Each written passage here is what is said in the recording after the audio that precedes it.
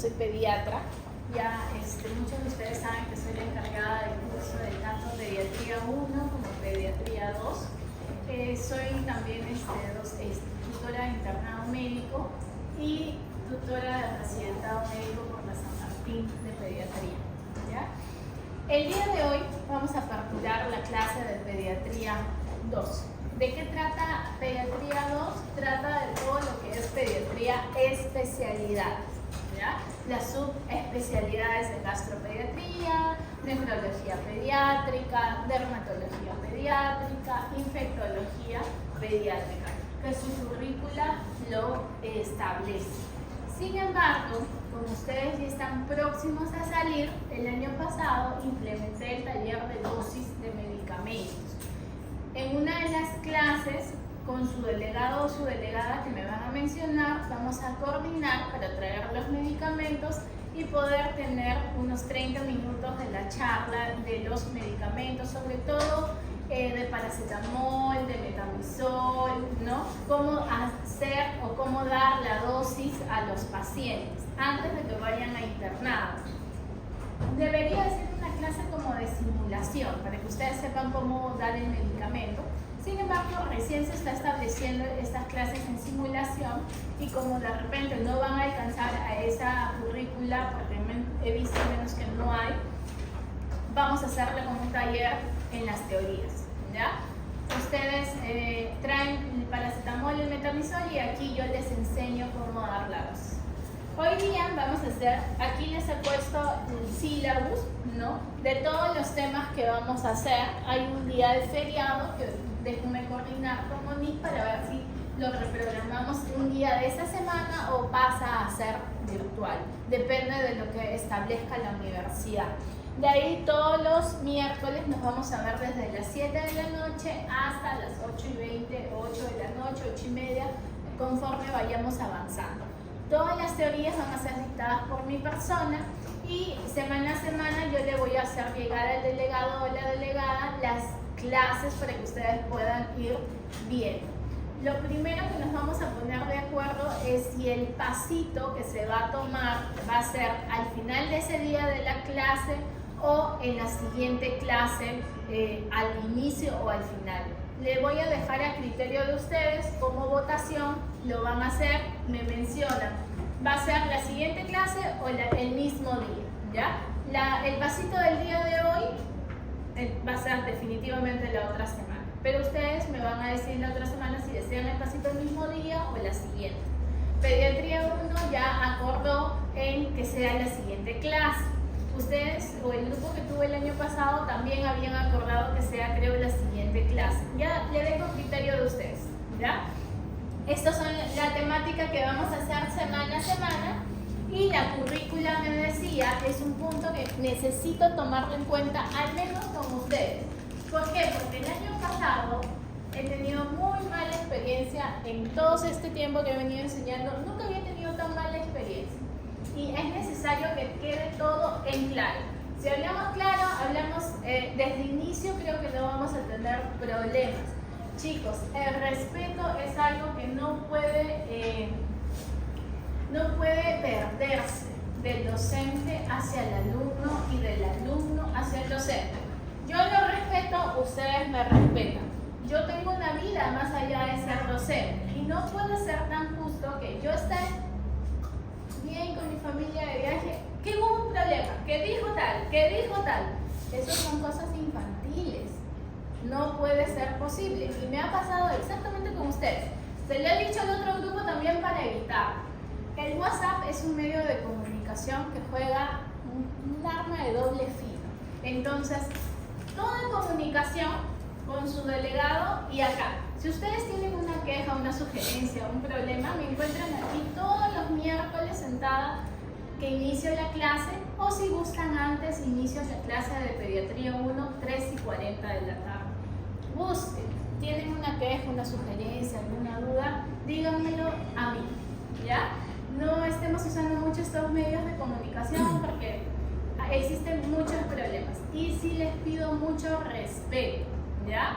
Las notas son lo que sale, lo que ustedes mismos prácticamente tienen. Yo no les impongo una nota. ustedes sacan su nota. Ahora, si por ejemplo ustedes tienen alguna queja de alguna pregunta, yo muy respetuosamente les voy a responder y les voy a sustentar. Como ha pasado el año pasado con mi grupo de teoría, que al final todos los exámenes yo les respondía cómo era la respuesta.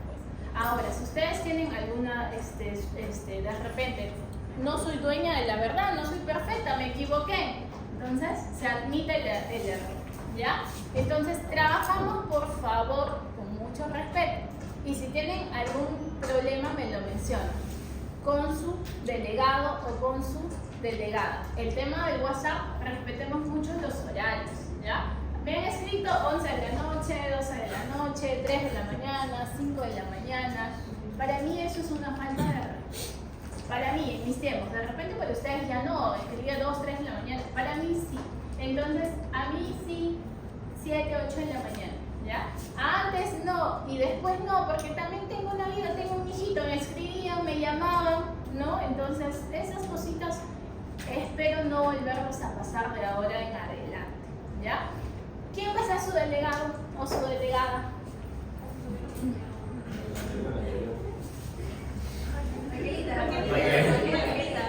Ya, yo he trabajado muy bien con Raquel ninguna queja, entonces seguimos con Raquel, ¿ya? Raquel va a ser su medio de comunicación de ustedes. Este ciclo no hay seminario, así que solo voy a hablar yo y ustedes cuando se les requiera o cuando quieran. ¿Cómo es la calificación? Hoy día, cuando venías de aquí, el doctor Loro manda los sílabos. Y acabo de cotejar que al menos el de ustedes sí es igual. Pediatría 1 sí ha cambiado, pero Pediatría 2 no. ¿En qué interviene la nota? Interviene el C1, que es el consolidado 1, en 2 evaluaciones. Evaluación individual o lista de cotejo, que equivale al 30% de la evaluación. Aquí vienen los pasitos y las intervenciones, ¿ya? El pasito que ustedes van a decidir si es el mismo día o la clase siguiente, y la evaluación individual o prueba mixta, que es la nota que su docente de práctica les da, ¿ya? Todas estas notas van a ser colgadas en el sistema como el C1. Lo de los porcentajes sale establecido. Abajo no le he colocado, pero menciona, no equivale nota sustitutoria, ¿ya? No hay nota sustitutoria, ¿yo lo decido? No, eso ya lo decide su universidad, ¿ya? La nota final es una evaluación, porcentaje de todo ello, y que en el syllabus lo van a poder observar, que se me ha pasado y no le he colocado exacto. Pero esa es la calificación que yo me voy a basar en lo que es su syllabus de este año. ¿Tienen alguna duda hasta ahí? ¿No? Entonces, ya habiendo hablado las cosas claras, todo con forma de respeto como les he solicitado, vamos a empezar con la primera clase, que es diarrea aguda infecciosa y deshidratación, ¿ya? En pediatría 1 hemos visto más que todo lo que es neonatología y pediatría general, ¿no? Hemos visto historia clínica, hemos visto examen físico, patologías respiratorias altas, ¿no? Aquí vamos a ver, como les menciono, más las clases de especialidades. Entonces, empezamos con diarrea. Diarrea es una causa frecuente de asistir la mamá y el pequeño a la emergencia, y también es causa frecuente de ir a las atenciones de consultorio externo. Cuando hagan su salud van a tener cantidad de casos de diarrea. Así hagan en la costa, en la sierra o en la selva, van a tener casos de diarrea. ¿Qué me dice la OMS? La OMS me define como diarrea aguda infecciosa a la evacuación de 3 o más deposiciones blandas o líquidas por día durante aproximadamente 3 o más días, pero ojo, menos de 14 días, junto con una disminución de la consistencia.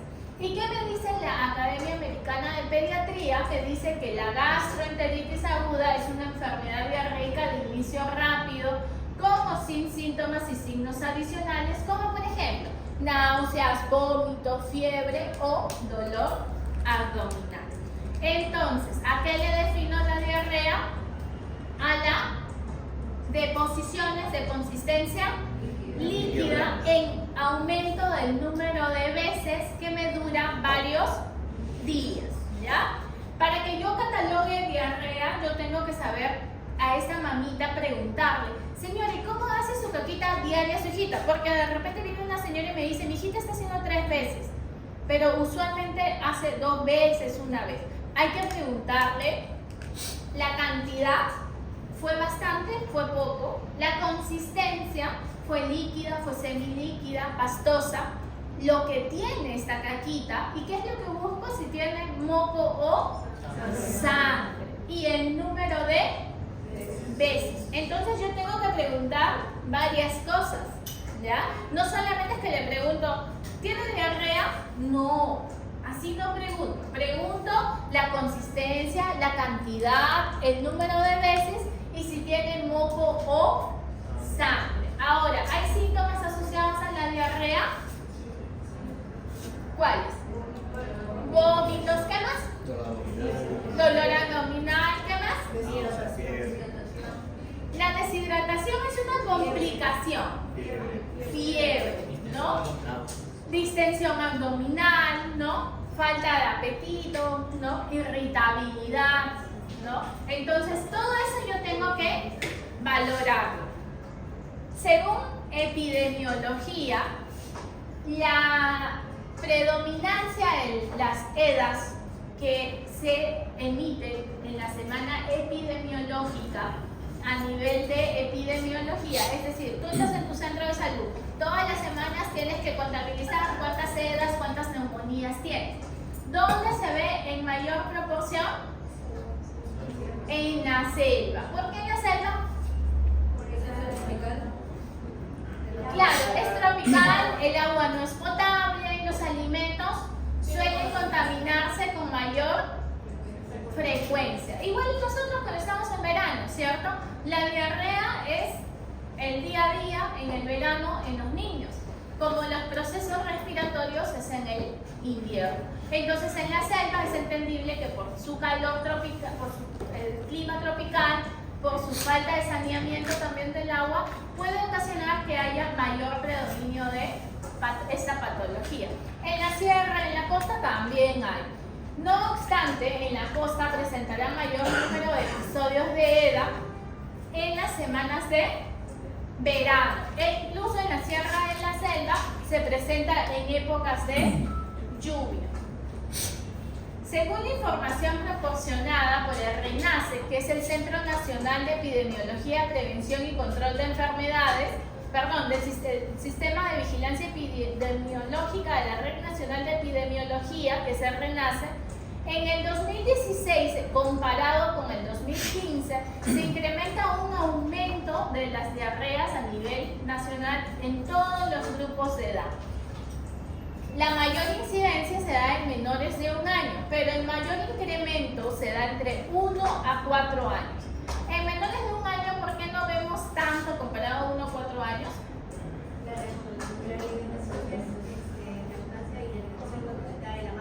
Así es, porque la lactancia materna, como hemos visto en Pediatría 1, genera anticuerpos, genera protección frente a los procesos infecciosos. Aparte tenemos las vacunas, ¿no? ¿Vacunas para qué? ¿Para quién teníamos, se acuerdan?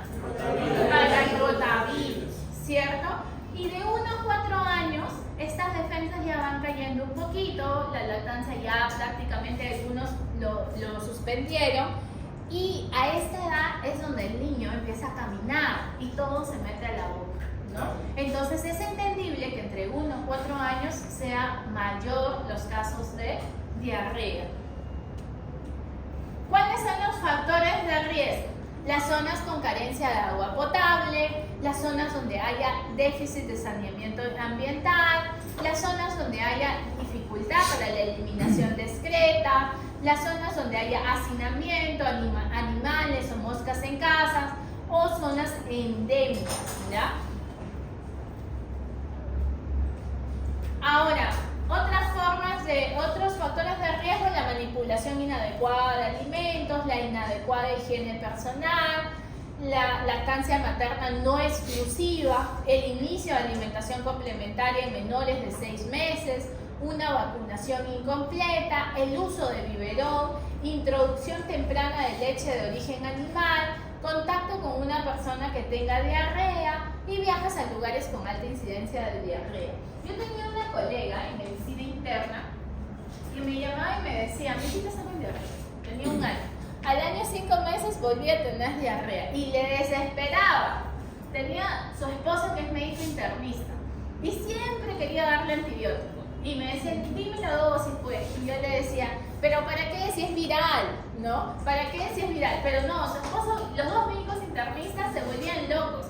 Y una de esas, en una de las últimas llamadas, me dijo, tú creerás que vivo en un basural, ¿no? Y yo le digo, no, no es que vivas en un basural, sino que es un niño. Y los niños están en el suelo, ¿no?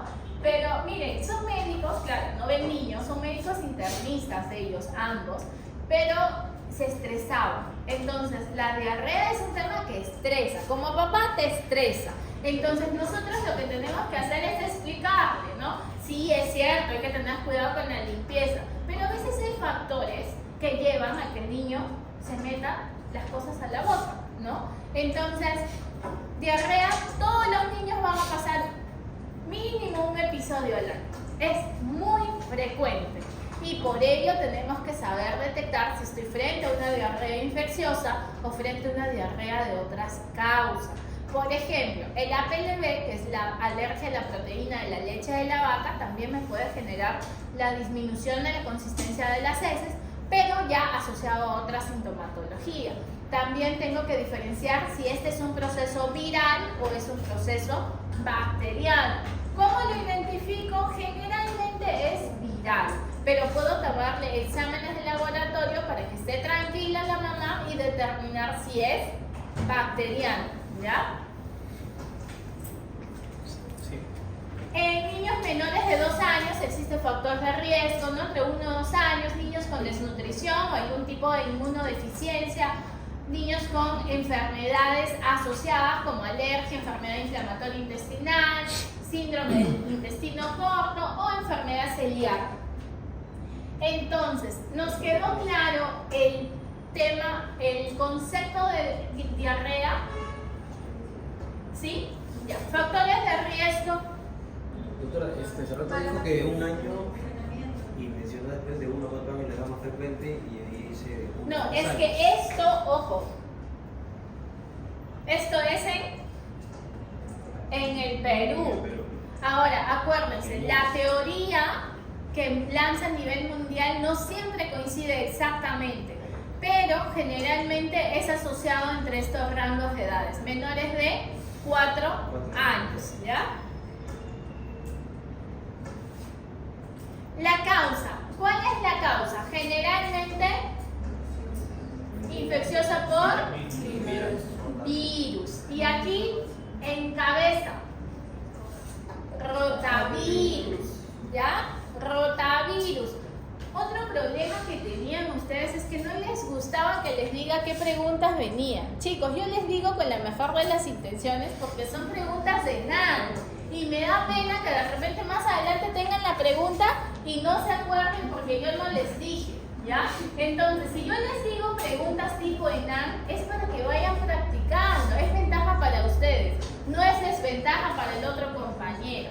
Así que si se me escapa, es mi forma de ser, ¿ya? Pero ya hemos quedado con el todos de que preguntas de elite decir, ¿ya?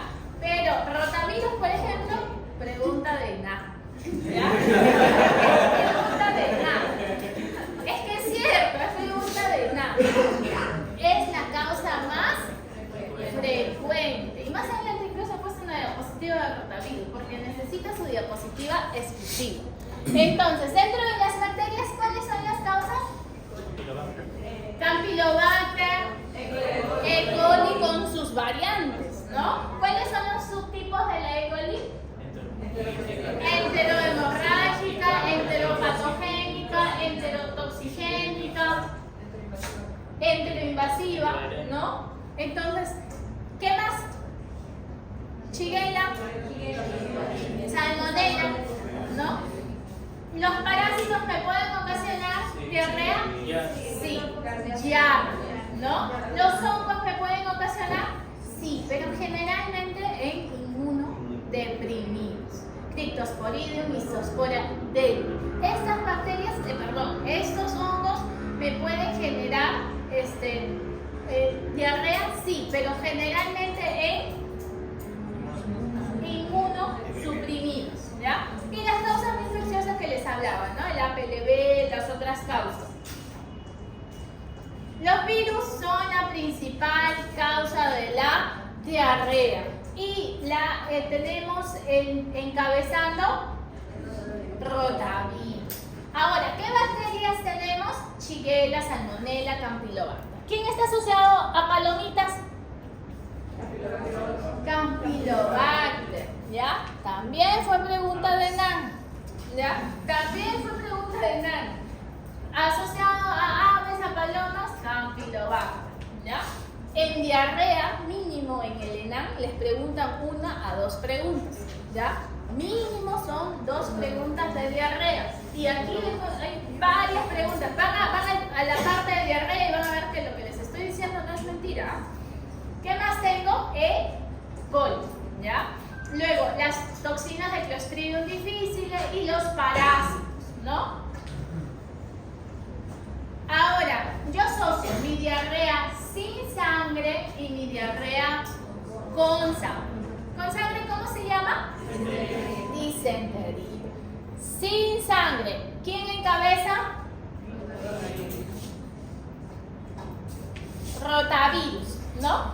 Adenovirus. ¿Con quién está acompañado? A ver, mis alumnos del año pasado les dije. Adenovirus, Raquelita. Diarrea más. Aunque le puse en la diapositiva, o sea, todo pensado. Con faringitis y con conjuntivitis, ¿ya? Está ahorita, chicos, está ahorita. De repente un familiar, un vecino, está con conjuntivitis, está con diarrea. ¿Qué es?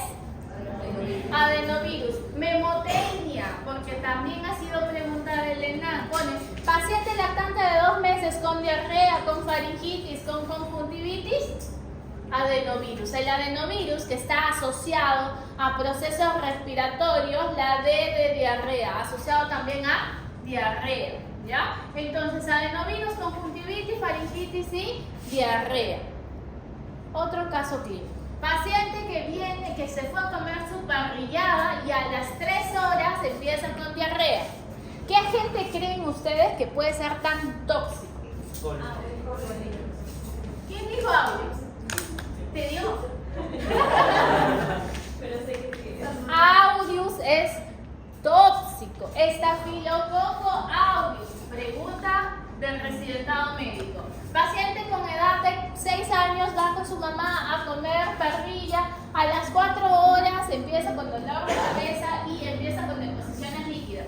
¿Quién es tan tóxico? Estafilococo aureus. De acortarse el periodo de incubación. ¿Dónde está?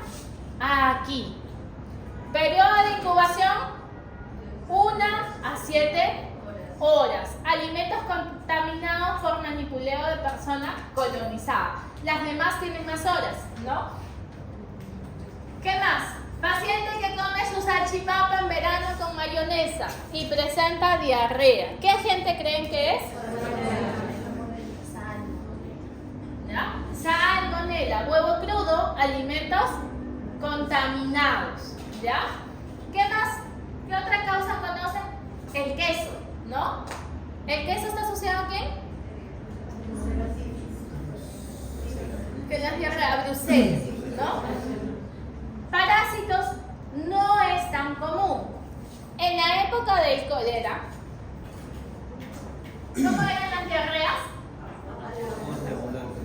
Abundantes, ¿ya? ¿Quién era este agente? El Vibrio cholerae, ¿no? Que se encontraba generalmente en el pescado, ¿no? Que no estaba bien cocido y que nos llevó a prácticamente vivir una epidemia aquí en el Perú. Entonces, las E. coli generan diarrea sin sangre, pero ojo, también pueden generar diarrea con sangre. ¿Cómo me contagio? Fecal oral. Cuando vas, comes en la calle, comes tu pan. Hubo un estudio afuera de no sé dónde de cuánto había de contaminación en las personas que venían ahí su pancito y había restos fecaloides, ¿ya? Entonces hay que tener cuidado, más en verano, más si estoy asociando a un niñito que le estoy dando de comer en la calle, ¿ya? El adulto resiste, el niño no, porque se puede deshidratar y eso puede generarle incluso la muerte. Entonces, cabeza va rotavirus, otro adenovirus. ¿Con qué va asociado adenovirus? Conjuntivitis, ¿ya? ¿El coronavirus genera diarrea? Sí, También, otra causa de diarrea, pero está más asociado a problemas respiratorios más que de diarrea, pero también genera diarrea. Entonces, todos estos agentes me pueden generar diarrea sin sangre. ¿Y cuáles son los que me generan diarrea con sangre? Muy poco frecuente el rotavirus, pero ojo, sí me puede generar diarrea con sangre. Y las E. coli, ¿cuáles son? La enteroinvasiva y la enterohemorrágica encabezando.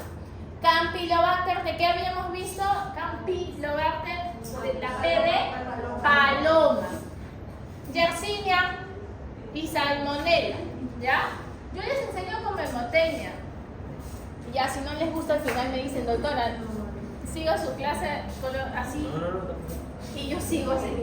Parásitos en Tamoeba histolítica, ¿ya? Entonces, si yo tengo mi paciente con diarrea, yo tengo que averiguar qué comió, ¿ya? Tengo que preguntarle, ¿qué comiste? ¿Cuándo? ¿No? Para poder saber. Y también tengo que preguntar si alguien en la familia no está con diarrea también, ¿no? Pasamos a rotavirus. Este es el rotavirus, que es la principal causa de diarrea infecciosa, pudiendo ocasionar enfermedades graves, que sin embargo ha habido una disminución porque existe la vacuna. ¿A qué edad colocamos rotavirus? 2 y 4 meses. Máximo, ¿hasta cuándo podíamos ofrecer? 5 o 6 meses, por el riesgo de ¿qué? ¿Qué? No importa si te equivocas, estás en aprendizaje. ¿De qué? Intussusección, ¿no? Pasados los 5 o 6 meses ya no colocamos rotavirus. Colocamos a los 2 y a los 4 meses. ¿Qué nombre comercial? ¿Quién les puso rotavirus? Rotatec, Rotarix, ¿ya?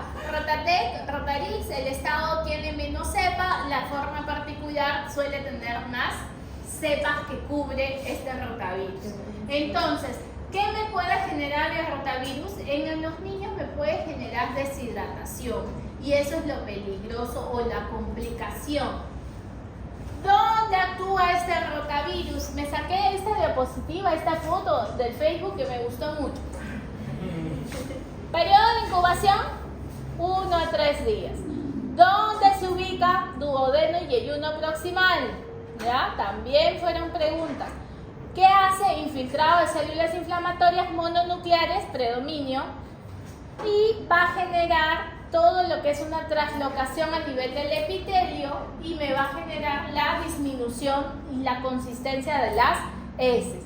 ¿Me puede ocasionar fiebre? Sí, pero no es fiebre tan alta, una diarrea entre 4 a 8 días, pero su complicación que me puede presentar es una deshidratación. ¿Quién tiene anticuerpos para este rotavirus? La leche materna, ¿ya? El diagnóstico puedo usarlo por examen directo de muestra microscópica para detectar si eso no es rotavirus y el tratamiento solo es hidratación y reposición por pérdidas. ¿Cuál es la fisiopatología de la diarrea? Diariamente una gran cantidad de líquido va a fluir por el tubo digestivo. La mayor parte es eficientemente absorbida por este intestino, eliminándose el líquido por las heces. Pero sin embargo, la absorción tiene que ser mayor que la secreción. Cuando hay un desequilibrio, cuando se altera este mecanismo, va a disminuir la absorción, aumentando la secreción, generando la salida de líquidos hacia la luz intestinal. En el caso de la diarrea infecciosa, los agentes patógenos van a colonizar el epitelio y se van a adherir a las células. ¿Dónde se ubicaba el rotavirus? En el duodeno y yeyuno proximal. Existen dos tipos de diarrea. La disentérica no disentérica, ¿cierto? Pero si yo hablo de acuosa, tengo dos tipos, secretora osmótica, ¿ya? Y en la con sangre tengo invasiva y no invasiva. Por el tiempo de duración, aguda menos de 14 días, subaguda 14 a 28 días. Aquí siempre se equivoca, aquí cae, porque ya piensan que la subaguda es 7 a 14 días, de 14 a 21 días, ¿no? Y es de 14 a 28 días. Crónica también suelen equivocarse. ¿Qué ponen? Más de 2 meses, ¿no? Que es lo usual de las patologías. Sin embargo, en diarrea es mayor de 28 días, ¿ya? Aguda menor de ¿cuánto? 14 días. Ahora, yo diferencio acuosa, secretora u osmótica. Acuérdense que la secretora es con el cólera, el vibrio cólera. ¿Cómo era el cólera? Pérdida, pérdida, pérdida, pérdida, pérdida. La osmótica, asociada a rotavirus, adenovirus, a las otras E. coli, ¿no? Esta es la toxigénica. A laxantes, bueno, cuando no es infecciosa, a parásitos. Y la que es con sangre, encontramos dos tipos, la invasiva y la no invasiva. Invasiva, Shigella, Campylobacter, la E. coli enteroinvasiva. Aquí las no invasivas, que me generan la famosa enfermedad conocida como SHU o síndrome urémico hemolítico, que lo vamos a ver en las siguientes semanas. ¿Cuál es la diferencia que yo tengo que tener o saber? Que la diarrea secretora tiene un volumen de heces de más de 200 mililitros en 24 horas. En cambio, la osmótica tiene menos de 200 mililitros. Mi pH fecal es mayor de 6 en la secretora y en la osmótica es menor de 5. Mi sustancia reductora es positiva en la osmótica, el sodio en heces es mayor en la secretora, el cloro en heces es mayor en la secretora, el coeficiente sodio-potasio es mayor en la secretora y mi osmolaridad fecal es mayor en la osmótica, ¿ya? ¿Quién tiene respuesta al ayuno? La osmótica cesa, la secretora continúa. ¿Quién estaba en secretora? El cólera. Entonces, acuérdense, cólera, secretora. ¿Cómo era el cólera? Tenían que poner 2 vías al paciente cuando llegaba a emergencia. ¿Por qué? Porque se iba con diarrea. Relacionamos vibrio cólera, secretora, mayor volumen. pH, ¿cómo es? Mayor. ¿Qué más? Y la respuesta al ayuno va a continuar la diarrea. En cambio, en respuesta al ayuno cesa la diarrea es osmótica. La diarrea secretora se produce por una mayor secreción de agua y electrolitos. El AMPC cíclico estimula la secreción activa de líquidos y electrolitos a través de la ATPasa. Este AMPC cíclico es producido por las bacterias, las toxinas de las bacterias tanto del cólera como de la E. coli enterotoxigénica. Nuevamente, ¿quién tiene más cantidad de heces, más líquida? La secretora. ¿Quién continúa a pesar del ayuno? La secretora. ¿Ya? ¿Quién tiene mayor osmolaridad? La osmosis. ¿Ya? Volvemos a repasar. Causas: diarrea con sangre, chiguela,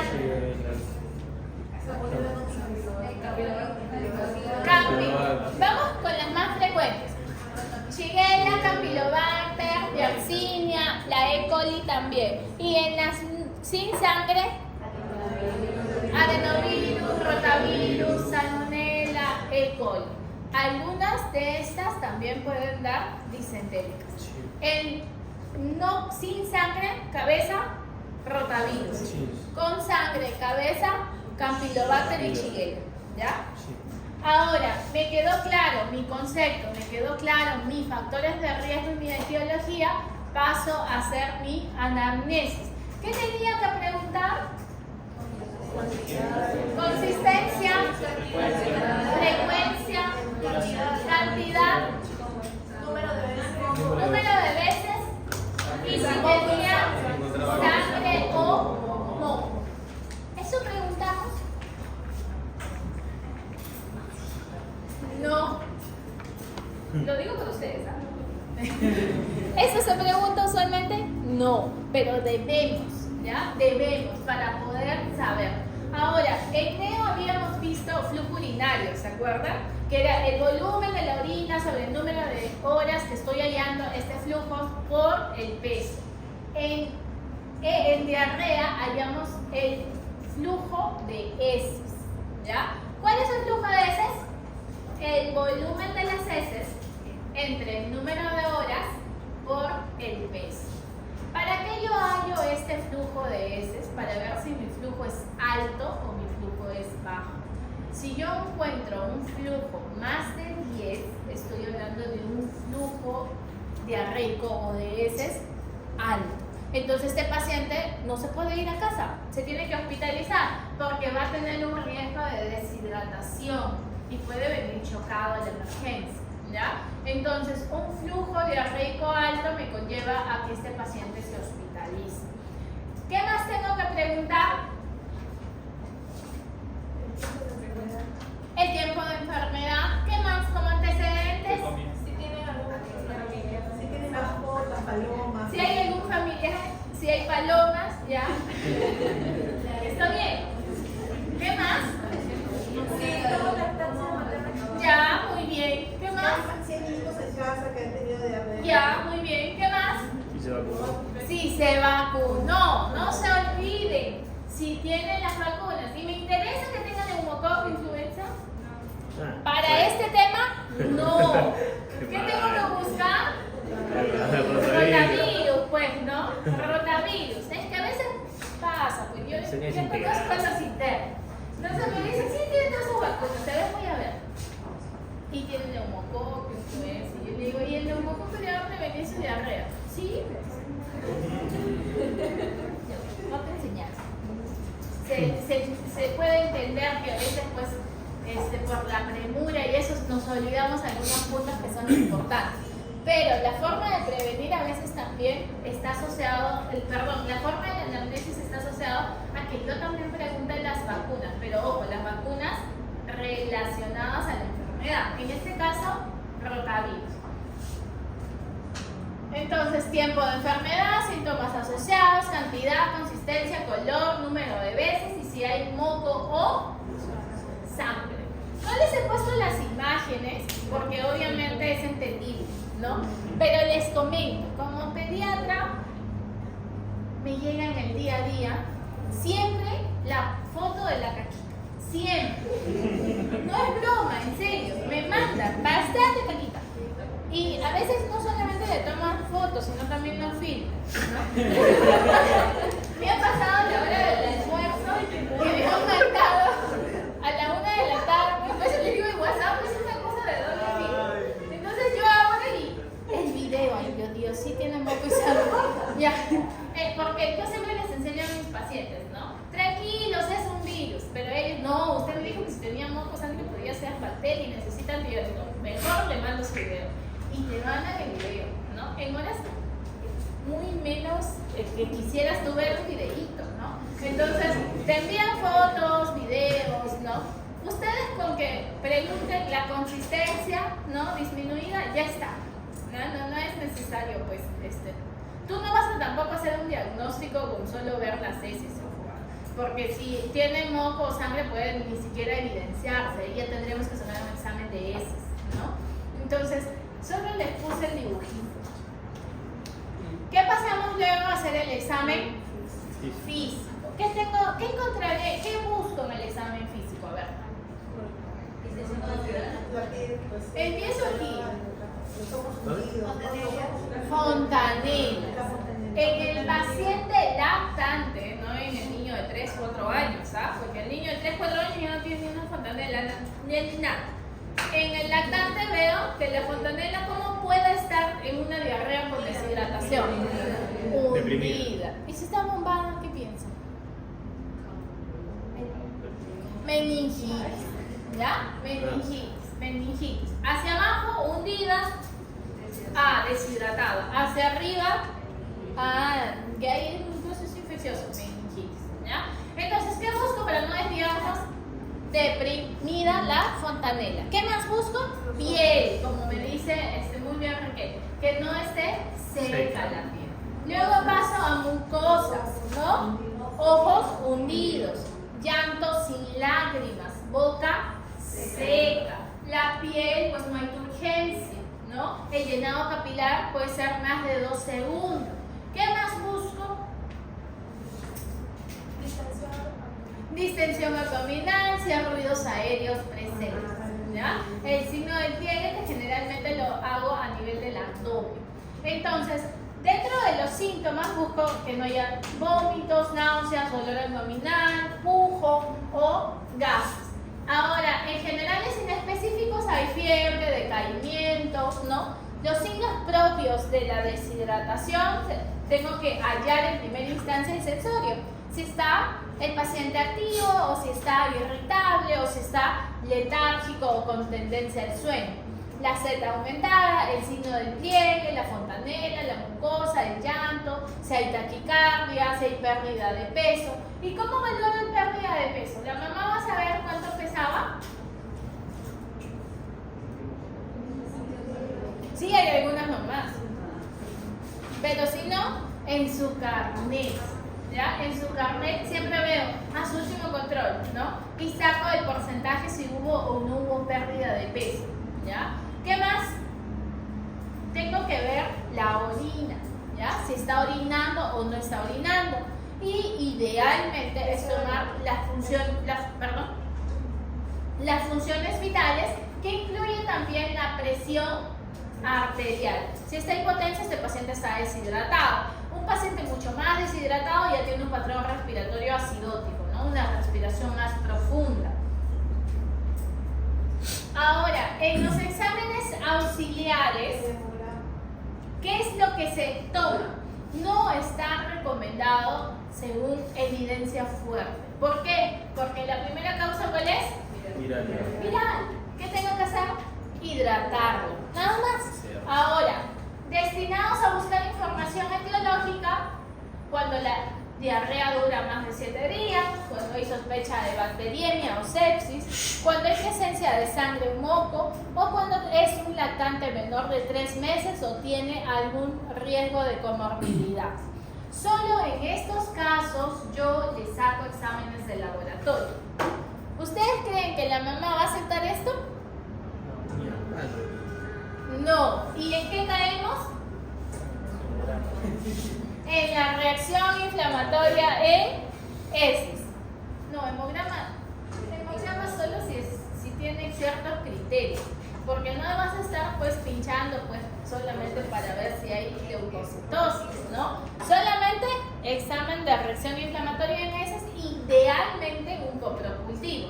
Más de 50 leucocitos por campo me da positivo. ¿Qué tengo que usar? Un antibiótico. Copro funcional para buscar sustancias reductoras, pH fecal, otros diagnósticos diferenciales. Examen parasitológico seriado en consultorio en caso de que no encuentre causa, Y puedo sacar exámenes para rotavirus, para adenovirus, para campylobacter, que algunos hospitales tienen para poder detectar estos agentes. La presencia macroscópica de las deposiciones diarreicas en combinación con signos clínicos mayor de 39, la fiebre mayor de 39, me sugiere que sea un proceso infeccioso bacteriano. Porque habíamos quedado que rotavirus generalmente hacía fiebre, pero con picos de 38. ¿Ya? Entonces, si la fiebre es muy alta, también me da asociación a que sea bacteriana. Imágenes, solamente en el caso de intussusección en el lactante o complicaciones como ilio paralítico, saco una radiografía de abdomen, una ecografía o incluso, dependiendo del cuadro, una tomografía. ¿En quiénes saco electrolitos, AGA, gases arteriales, exámenes hematológicos? Es decir, aquí entra hemograma, PCR, solo en los casos que yo encuentre que sean cuadros con complicaciones como deshidrataciones severas o en casos que yo sospeche que, por ejemplo, luzcan tóxicos, que tengan fiebre de 40 grados, que no baje la fiebre, que sean menores de 3 meses o pacientes que se van a hospitalizar. En estos casos sí puede llevar a que yo amerite sacarle exámenes de sangre. Pero si estoy en mi consultorio, paciente con 2 días de diarrea, es más que todo la educación, ¿ya? Ahora, el punto importante que ustedes tienen que tomar en cuenta en esta clase, en su práctica, por ejemplo, en su SERUM o en su internado, es valorar el estado de hidratación. Existen 2 guías actualmente, bueno, muchas guías, pero 2 guías en las cuales he tomado la clase. Una es la guía clínica de hidratación del Hospital del Niño de Breña, en el cual menciona la forma de hidratar, y otro es el estado de fluidoterapia, que usa hidratación de salud. Ambas guías les voy a hacer llegar a Raquel para que les pueda hacer pasar a ustedes, porque esta es una clase, pero en esas guías está todo bien explicadito, que una tiene más de 100 hojas. Entonces, qué bonito. Son los resúmenes. Pero no se preocupen, igual les voy a enviar por ahí, hay algún curiosito que quiere leer todo, no hay problema, ¿ya? Entonces, ¿qué es lo que yo tengo que ver? Si está orinando o si está tomando sus líquidos de forma normal. Si está tomando normal, yo creo que es un paciente hidratado. Pero ojo, si está con sed y no está orinando, yo estoy frente a un estado de deshidratación probablemente grave, ¿ya? ¿Qué más veo? El aspecto, si está irritable, si está somnoliento o si está deprimido o letárgico. Si está letárgico, yo pienso que es grave. ¿Qué más veo? Veo la respiración muy rápida y profunda, grave. Mucosas muy secas, sin saliva, grave. La elasticidad de la piel, pliegue lento, más de 2 segundos, deshidratación grave. Entonces yo valoro si es leve, moderado o grave. Si es leve, moderado, entonces mi hidratación puede ser vía oral o endovenoso. Sin embargo, si es severo, yo tengo que aplicar mi plan C y tengo que valorar si este paciente está en shock o no está en shock. Porque si está en shock, significa que tengo que hidratarlo en bolos, ¿ya? En bolos. Y eso es algo que tienen que tomar en cuenta, porque en su SERUM les puede llegar un paciente deshidratado severo. Y solo con un bolo van a ir viendo cómo va mejorando este paciente. ¿Qué vemos? Fontanela deprimida, ojos hundidos, llenado capilar lento, puede presentar taquicardia, pérdida de peso, taquignia, nivel de conciencia reducida, mucosas secas, reducción de la turgencia de los tejidos, y la complicación que nos preocupa en casos de severo es oliguria. Este dibujito es del 2017, pero no lo han cambiado. Está bueno, a mí me parece bonito. Ahora, ¿qué me dice la Sociedad de Gastroenterología? De igual manera, ellos califican deshidratación leve, moderada y grave. Ahora, aquí me habla de pérdida de peso. Fue una controversia en un año, en el 2018 creo que fue, no sé si fue de residentado o de internado, que hicieron esta pregunta. Y ellos lo hicieron ver como grave. Lo que pasa es que hay que tomar en cuenta si estamos frente a un lactante o si estamos frente a un niño mayor, ¿ya? A un niño mayor de 2 años. Entonces, la pérdida de peso, por ejemplo, aquí es 5, 10, 5, 10, 10. En cambio, en lactantes estamos hablando de 3, de 3.5 o más de 5. ¿Qué más vemos? Déficit estimado de líquidos, y si es que tiene las mucosas secas, si no está orinando, la turgencia de la piel. Esta es otra valoración del grado de deshidratación. Entonces, yo manejo mi tratamiento en planes A, plan B y plan C. El plan A es la vía oral de prevención. El plan B puede ser la oral, puede ser con gastroclisis, puede ser endovenoso. Y el C sí o sí tiene que ser endovenoso, ¿ya? Esto es lo mismo que hemos visto anterior. En el leve usamos el plan A, moderado en el plan B y en el severo el plan C. Esta es otra escala de deshidratación en el cual valoramos en base a puntos. La apariencia general, si está somnolienta, le doy 2 puntos. Los ojos, si están muy hundidos, le doy 2 puntos. Las mucosas, si están secas, le doy 2 puntos. Y si no hay lágrimas, le doy 2 puntos. Aquí valoro mi deshidratación moderada o grave, ¿no? Si tiene más de 6 puntos. Las clasificaciones pueden ser múltiples, pero en conclusión, ustedes tienen que saber valorar si estoy frente a una deshidratación leve o leve moderada o severa. En la severa es donde da tu punto de diferencia, si está con el trastorno de conciencia o no está con trastorno de conciencia. El plan A, perdónenme, yo le cambié de letra. El A es para prevenir la deshidratación. El plan B es para tratar y el plan C es para tratar la deshidratación grave con o sin shock. Dentro de las medidas generales, yo tengo que fomentar la lactancia materna mínimo hasta los 6 meses. Máximo, Raquel, ¿te acuerdas? No hay. Muy bien, Raquel, ya aprendiste. Lavado de manos con agua y jabón. ¿Qué más? Hervir o clorar el agua antes de consumirlo. Fomento de saneamiento a nivel familiar. Manipulación adecuada de alimentos y cumplir con el esquema de las vacunas. ¿Ya? ¿Qué hago en mi plan A? Hay una memotecnia, chicos. A3. Aumento la ingesta de líquidos. Continúo con la alimentación habitual. Reconozco los signos de deshidratación. Enseño para evitar futuros episodios de diarrea y uso mi suplemento de zinc. Yo recuerdo que cuando hice mi serum les decía, preparen panetela. Y me preguntaban, ¿cómo se hace la panetela? Y yo, ay, no sé. No sabía. Y no sabía. Yo bien recomendando la panetela. Estas cosas, hay cosas de medicina que tenemos que saber, pero también hay cosas que las mamás te preguntan y que tú como pediatra tienes que saber, ¿no? ¿Cómo hacer una panetela?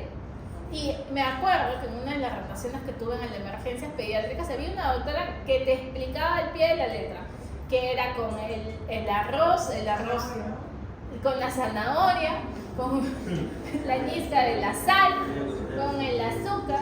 Yo nunca he hecho panetela, no me pregunto, pero tengo mi hoja anotado cómo se prepara la panetela, ¿ya?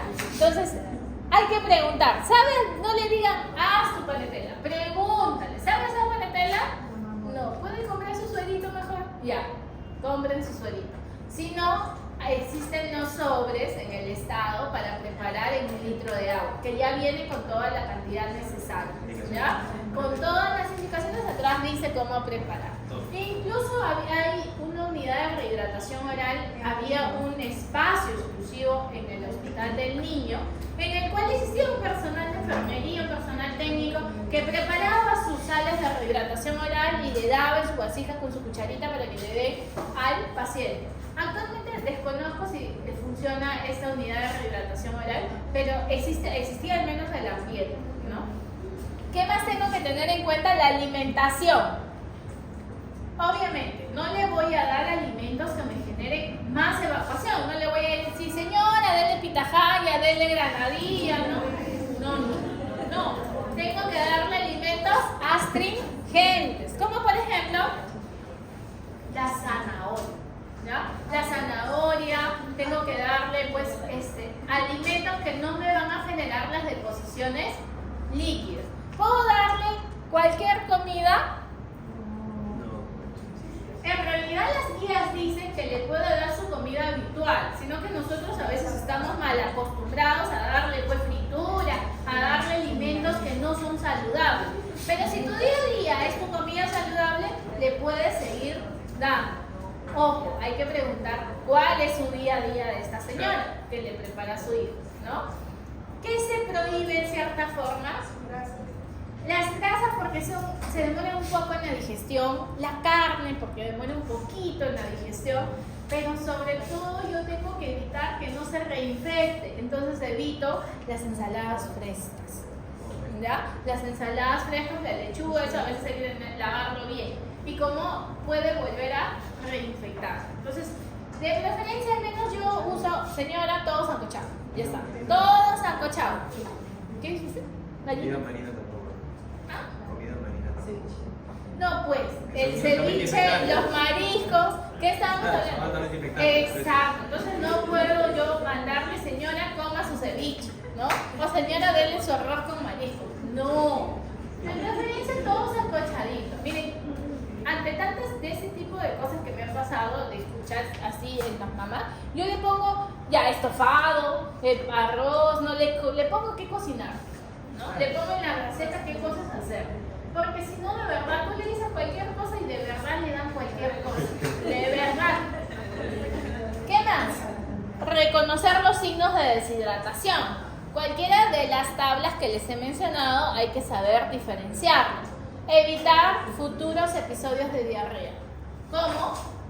Tomando en cuenta los factores de riesgo, como el lavado de manos, el saneamiento del agua potable, ¿no?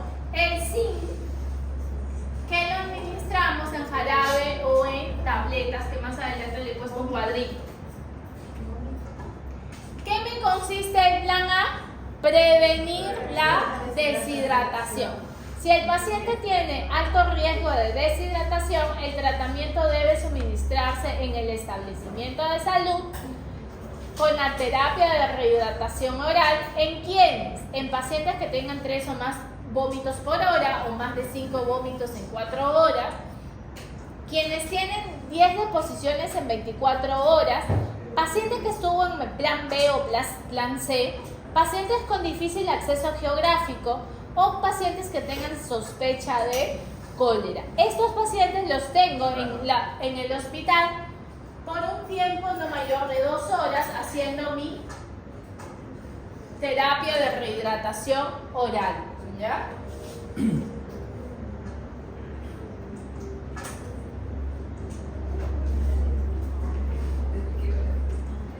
Siempre me gana la hora que es muy poco el tiempo. Las indicaciones de volumen en la administración de solución de sales de rehidratación oral, ¿cómo lo hago? En menores de 2 años, mayores de 2 a 10 años o mayores de 10 a 12 años. ¿Qué me dice la guía? Que yo le puedo dar de 50 a 100 mililitros. Aquí me equivale a 1/4 a media taza grande. Y esto le puedo hacer en 1 o 2 sobres por día. De 2 a 10 años, 100 a 200 mililitros. más de 10 años todo lo que desee. Por eso es importante que yo sepa la valoración de cuánto me equivale una cucharadita, una cucharada de sopa, el vaso, la taza, ¿no? Esto yo tengo que saber porque yo le voy a indicar a la mamá cuánto le va a dar. Y para eso hay que preguntar, ¿su taza qué taza es? ¿No? Porque hay quienes tienen su tazota, hay las tazas más chiquitas. Entonces, hasta esas cositas hay que saber valorar, ¿ya? Yo usaba el vasito del de gelatinita, ¿no? Ya, entonces ya se sabe. El vasito, el otro, ¿no? El vasito, hay que saber cuánto le estoy yo administrando. El zinc, ¿cómo doy el zinc? Doy 20 miligramos, que equivale a 2 cucharaditas, ¿ya? Viene en jarabe o en tableta, 20 miligramos en tableta dispersable. ¿Por cuánto? Aproximadamente por 10 días. Las guías antiguas mencionaban en pacientes inmunodeprimidos, inmunosuprimidos, con enfermedades, sí o sí darle sí. Actualmente nos ayuda y se le puede dar al paciente que tiene diarrea, ¿ya? Doctora, ¿se le puede dar la gomita de zinc? De qué gomita de zinc estamos hablando y componerlo, porque hay gomitas de zinc que tienen ahí su panela, su azúcar, ¿no? Entonces hay que ver qué es lo... Idealmente solamente como zinc, ¿ya? Como sulfato. Ahora, las sales de rehidratación oral, como ven, con los años ha ido cambiando. Miren, en el año 1975, la OMS recomienda con una polaridad de 330 y con sodio de 90. Cuando han ido pasando los años, la Academia Americana de Pediatría y la Sociedad de Gastroenterología Pediátrica menciona que lo ideal es que mi osmolaridad esté entre 200 a 250 y que mi sodio esté en 60. Esto fue pregunta de examen bastante difícil en cierta forma porque preguntaban la diferencia entre el año tal con el año tal, ¿no? Que fue un año de, no me acuerdo si fue en ambos resultados, pero preguntaron una pregunta bien confusa. No, yo no pregunto eso. ¿Qué tengo que yo tomar en cuenta? Aquí, ¿ya? Lo último. Ahora, en el plan B, ¿qué es lo que yo hago en plan B? Inicio vía oral, suero de rehidratación oral. Fracaso, paso a endovenoso. ¿Cuánto es la cantidad en el plan B? 50 a 100 por kilo en 3 a 4 horas. Pesa 10 kilos. ¿Cuánto le doy? 1 litro. ¿Ya? 1 litro, ¿en cuánto? En 3 a 4 horas. ¿Ya? De 50 a 100 mililitros por kilo, ojo, aquí, 50 a 100 mililitros por kilo en 3 a 4 horas, ¿ya? ¿Cuándo contraindico la rehidratación oral? Pregunta de pasito, ya. Pérdidas superiores a 10 mililitros por kilo por hora. ¿Cómo se llamaba esto? ¿Lo que les expliqué? Flujo diarreico. Y que muy bien, flujo alto es mayor de 10. ¿Cómo se llama?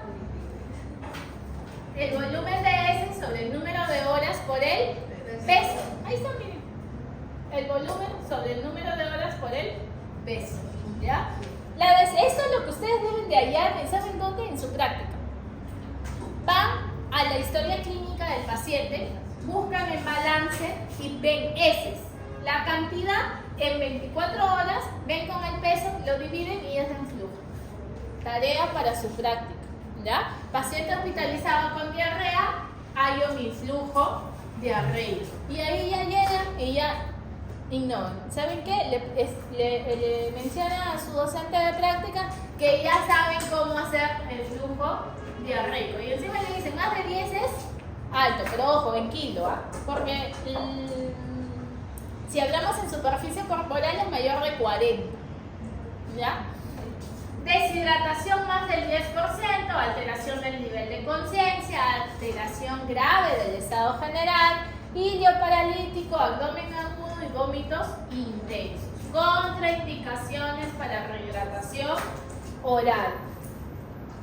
Cuando fracaso, Otra terminología, cuando hay flujo fecal mayor de 10, cuando hay un balance negativo, cuando los vómitos son persistentes, cuando no tolera o si luego de 6 horas sigue con deshidratación. Entonces, en diarrea, si se hospitaliza, ¿qué tengo que hacer diario, de forma diaria? Como interno, ¿qué tienen que hacer ustedes cuando lo vayan a hacer? El balance y el flujo diarreico, ¿ya? Todos los días es importante que se halle el balance, que no sea negativo. En caso de fracaso, yo puedo usar la hidratación por una sonda nasogástrica y uso la solución de 50-100, igualito, en 4 horas. Sí, considero que la causa más frecuente de la falla suele ser los vómitos, ¿ya? Y no se les recomienda exactamente el uso de antieméticos. Entonces, en el plan B, ¿cuánto era la administración? De 50 a 100 en 4 horas aproximadamente, que puede ser vía oral, gastroclisis o endovenoso. Paso a mi plan C. Veo, mi paciente está chocado o no. ¿Cuándo está chocado? Cuando tiene alteración de la conciencia. ¿Y cuánto le doy en bolo? Entre 20 a 30 mililitros por kilo. Si pesa 10 kilos, ¿cuánto le doy? 200 en bolo. ¿De qué componente? De cloruro de sodio al 9 por 1000, ¿ya? Que es lo que usualmente tenemos. Cojo mi cloruro y le doy un bolo de 20 o 30 por kilo, ¿no? Y si en caso yo tengo, mejoro, ya paso a mi solución polielectrolítica o paso a mi dextrosa y electrolitos. Esto es necesario que hagan en la práctica, ¿ya? En la teoría se ve ahí, pero lo que tienen ustedes que saber es la práctica. Cómo hidratar, cómo hacer esta hidratación. En los primeros 30 minutos, después de mi deshidratación o en mi deshidratación sin shock, le administro 30 mililitros por kilo en 1 hora, si estoy frente a lactantes, o si estoy en pacientes mayores de 12 meses en 30 minutos. Y luego, en las 5 horas restantes, le administro 70 mililitros por kilo. Si en mayores, en 2 horas y media, ¿ya? Es necesaria la evaluación y el balance en los pacientes que están recibiendo plan C de forma constante, y si el paciente empieza a mejorar, ya le suelo administrar vía oral 5 a 10 mililitros por kilo por hora, ¿ya?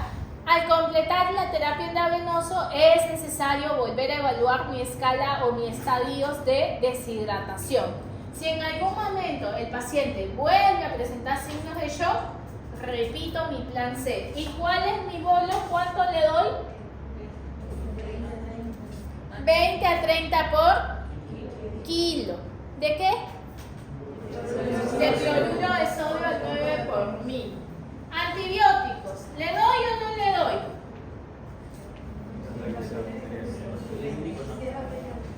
Si es bacteriano, ¿ya?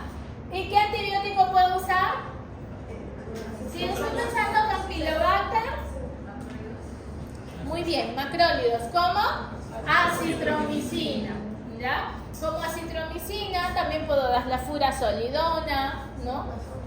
También puedo usar cefaloxilo, ¿no? Entonces, antibióticos pueden ser macrólidos o pueden ser también cefalosporinas. Antieméticos, ¿qué dicen los estudios?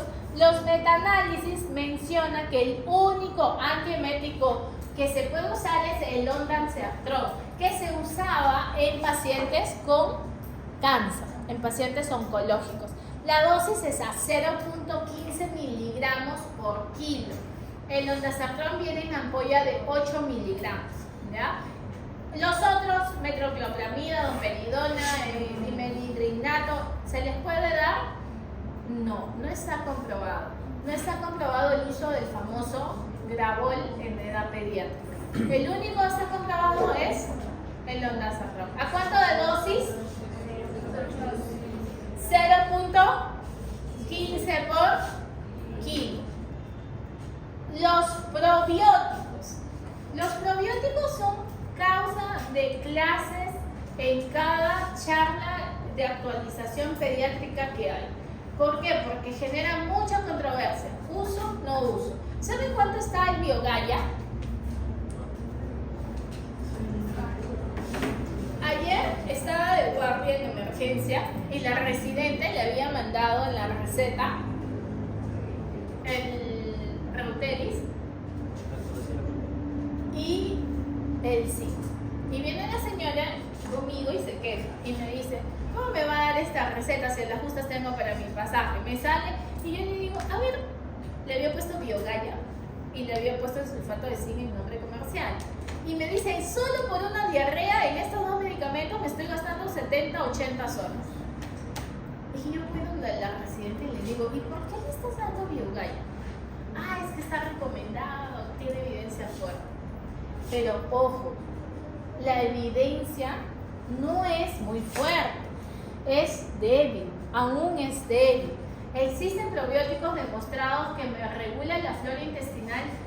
Sí. ¿Cuál es? Saccharomyces boulardii, con nombre comercial como Floratil, que viene en sobrecitos. ¿Cómo lo damos? En mayores de 2 años, 2 sobrecitos cada 12 horas en un vaso con agua, vaso de agua que esté fría, no caliente ni con leche, solamente el agua, 2 veces al día. El Rhamnasus, que está en el Multiflora, el Reuteris, que está en el Biogaya, ¿no? Estos componentes sí están comprobados. El Clausi, ¿cuál es? La enterotermina, que es el más famoso y el más barato, está 3 soles 50. Entonces, 2 soles 3.50. Entonces, ¿es más cómodo? ¿Tiene evidencia? No. Pero una señora que tiene con las justas para su pasaje y que tu probiótico no está comprobado 100%, ¿la vas a hacer gastar tanto? No, pues chica, no estás en tu parte privada. Yo fui y le dije a la presidenta, ahora, ¿qué haces? Te está reclamando y la señora ya cree fielmente en tu receta porque ya le dijiste que es bueno y no tiene. Entonces, ¿para qué ilusionar con algo tan caro cuando no existe una evidencia que vaya a mejorar la diarrea? Ahora, estudios de probióticos hay infinidades, ¿ya? Cada actualización en pediatría, mínimo hay una clase de probióticos. El gastroenterólogo pediatra con su última actualización del 2024 de marzo, estudio tal. Hasta la fecha no existe evidencia que avale el uso, ¿ya? En cólico de lactantes sí sirve el Biogaya, el Biofertil, que son estos probióticos, sí. En uso de antibióticos también. En diarrea todavía la evidencia no es tan alta, ¿ya? ¿Cuáles nombres comerciales? Floratil, Biogaya. Enterocarmina es el Lactobacillus clausii. El otro componente que en algún momento también se llegó a usar fue el Rasecadrotilo. ¿Qué es el Rasecadrotilo? Venían en sobrecitos para mezclar también en agua y lo que hacía era actuaba a nivel de las encefalinasas y al inhibir estas encefalinasas disminuía el flujo de las heces. O sea, ¿para qué tipo de diarrea me servía? ¿La osmótica o la secretora? La secretora. Entonces, este Rasecadrotilo ¿tiene evidencia? Miren. ¿Ya? Por eso es que les he puesto la diapositiva completa, para que puedan leer toda la evidencia que tiene en base a diarrea. Ahora, en base a diarrea y deshidratación, tenemos que tener en cuenta primero la causa, lo que me ha conllevado, una buena anamnesis, pero el punto principal es valorar ¿qué cosa?